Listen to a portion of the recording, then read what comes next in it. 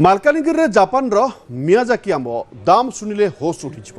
ଆଦିବାସୀ ଅଧ୍ୟୁଷିତ ମାଲକାନଗିରି ଜିଲ୍ଲାରେ ଜାପାନର ମୂଲ୍ୟବାନ ମିୟାଜାକି ଆମ୍ବ ହେଲେ ଗୋଟିଏ ଆମ୍ବର ଦାମ ଶୁଣିଲେ ଆପଣ ଭାବିବେ ଯେ ଗୋଟିଏ ଆମ୍ବ ଏତେ ଦାମ ହୋଇପାରେ।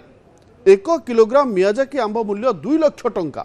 ମାଲକାନଗିରି ଜିଲ୍ଲାର ଜଣେ ଆଦିବାସୀ ଯୁବକ ବାଡ଼ିରେ ଫଳିଥିବା 17ଟି ମିୟାଜାକି ଆମ୍ବ କେଉଁଠି ବିକ୍ରି କରିବେ ସେ ନେଇ ଚିନ୍ତାରେ ଅଛନ୍ତି।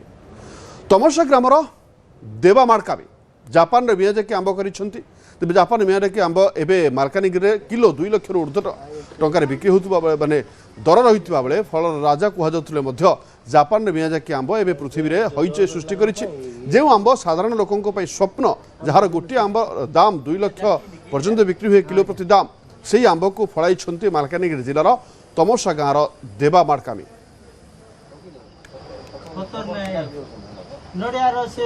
4 ବର୍ଷ ତଳେ ସର୍ବକୁମାର ବିଷୟ ସାର୍ ମିୟାଜାକି ଆମ୍ବ ଗଛ ଦେଇଥିଲେ। ସେ 4 ବର୍ଷ ପରେ ଆଜି ଆମ୍ବ ଫଳିଛି, ସେଥିପାଇଁ ମୁଁ ବହୁତ ଖୁସି। ଆମର ସବୁ ଲୋକମାନେ ଆସିକରି ଗାଁ ଲୋକମାନେ ଅଲଗା ଅଲଗା ଲୋକମାନେ ବି ଆସି ପଚାରୁଛନ୍ତି ଗଛ କେଉଁଠୁ ଆଣିଥିଲ, କେମିତି ଗଛ ପାଇଲ? ନା ମୋତେ ସର୍ବସାର ଦେଇଥିଲେ ଗଛ। ଆମ୍ବ ଫଳିଛି ବୋଲି ତ ମୁଁ ବହୁତ ଖୁସି, ହେଲେ ଆମ୍ବ ବିକିବି କେଉଁଠି ସେଟା ହେଉଛି ମୋର ଚିନ୍ତା।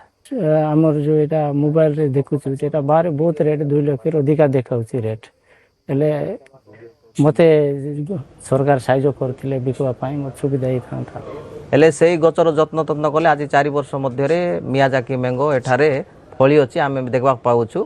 ଯେ ମୁଁ ତାଙ୍କୁ ଧନ୍ୟବାଦ ଦେବି ସେ ଚାଷୀଙ୍କୁ ଯେ ତାର ଯତ୍ନ ନେଲେ ଜାପାନରେ ଫଳବା ଆମ୍ବକୁ ମଧ୍ୟ ମାଲକାନଗିରି ଜିଲ୍ଲାରେ ଫଳାଇ ପାରିଛନ୍ତି।